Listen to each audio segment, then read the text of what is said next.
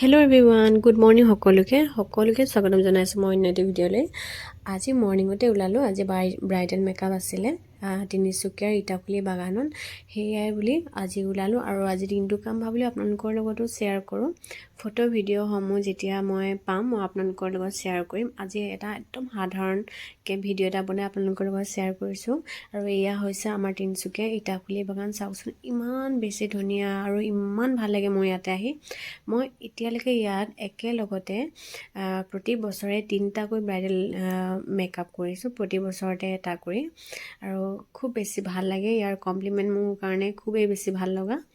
আৰু আহি পালোঁ ইয়াতে যি মোৰ ব্ৰাইডেল, ভাবিলোঁ আগতে এটা ভিডিঅ' কৰি লওঁ। খুব ধুনীয়া দেখিবলৈ, কইনাগৰাকী দেখিছেনে? আৰু একেবাৰে নিউড মেকআপ এটা কৰিবলৈ ট্ৰাই কৰিলোঁ, তাইৰ ফেচটোত যাতে ভাল লাগে। আৰু সেন্দুৰখিনি এনেদৰে লগাই মেলি, আৰু কাম বাকী আছে, যেতিয়ালৈকে মেকআপবিলাক কমপ্লিট নহয় দেখিবলৈ একেবাৰে ভাল নালাগে। আৰু এয়া আছিল ফাইনেল লুক। একদম উৎপাতকৈ ভিডিঅ'খিনি কৰিলোঁ, ভালকৈ ভিডিঅ' কৰা নহ'ল।